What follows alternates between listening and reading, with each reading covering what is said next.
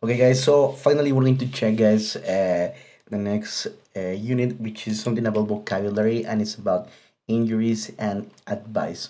Pay attention, guys, especially to the vocabulary.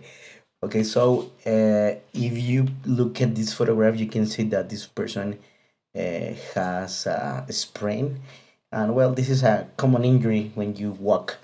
But there are other expressions, other kind of injuries. For example, you can have allergic reactions, for example, food poisoning when you eat something that is in bad conditions.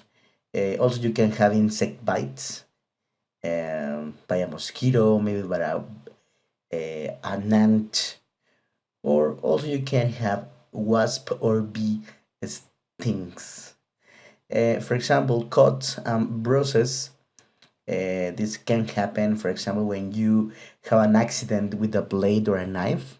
In Spanish, cuts are cortadas. Or, for example, sometimes you can have a bruise.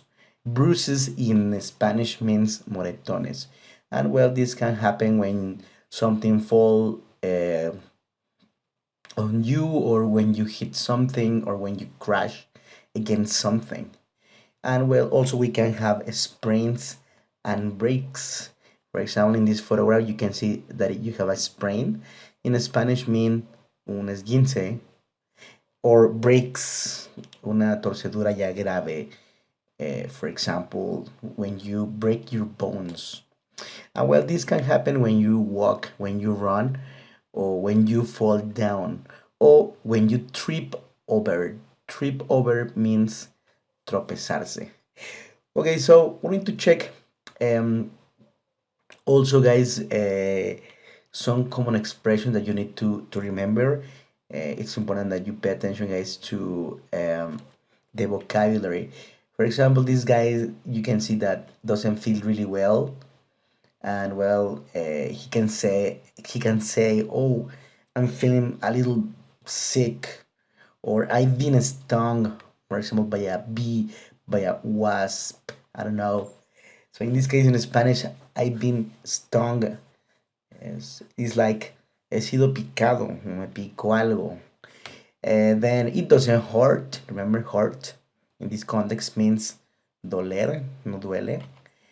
It hurts when I move it, for example, especially when you have a sprain, maybe.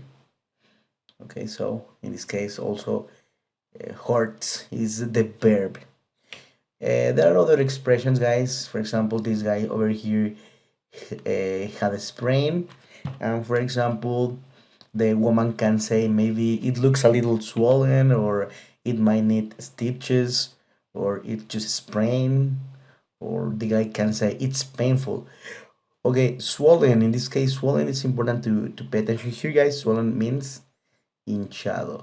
Stitches, well, it's a medical procedure, and in Spanish means suturas, puntos.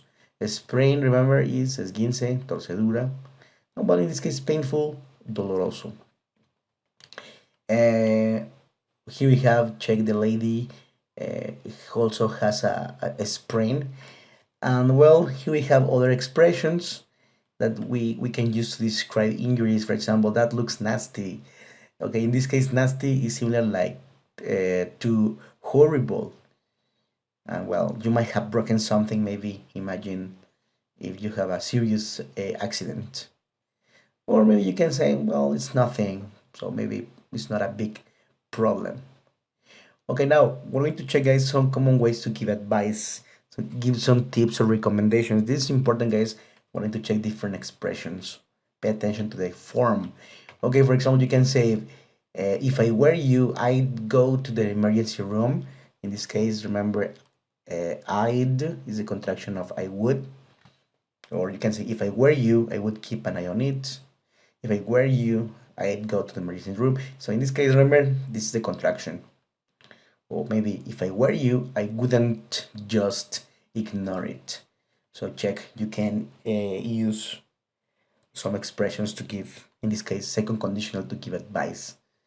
Other ways that you can give advice, it could be with these expressions. For example, you should put some antihistamine lotion on it, or you'd better watch it right away, you had better visit the doctor now, why don't you go and see Rosanna? So you can use these expressions, and pay attention guys that the form of the verb is normal. Check: put, watch, visit, go. And had better is similar to should. In Spanish means sería mejor que. For example, you had better visit the doctor now is like in Spanish, sería mejor que visitaras al doctor. This is a contraction.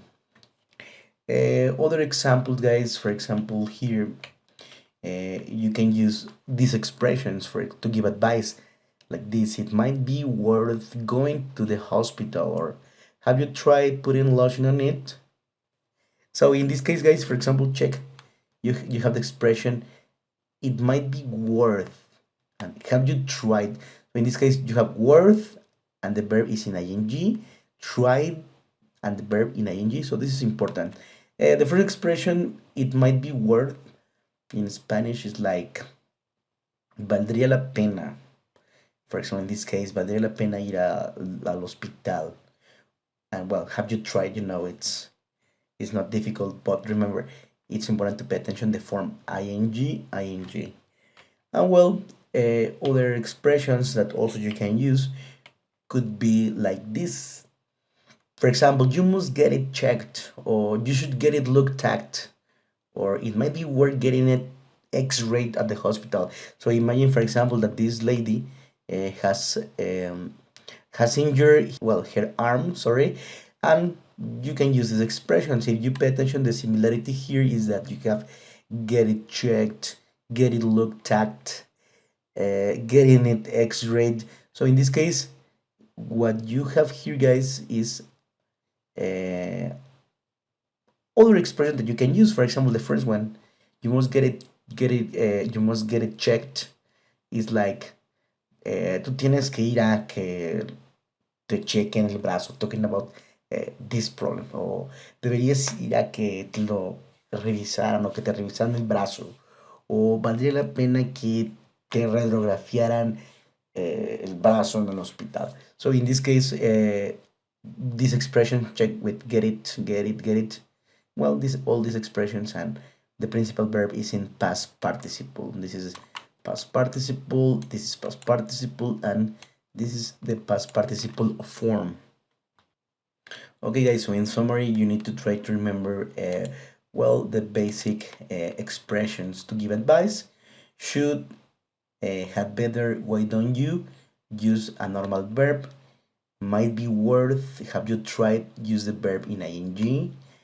Get it, must get it, should get it, or might be worth getting it, use the past participle of the verb.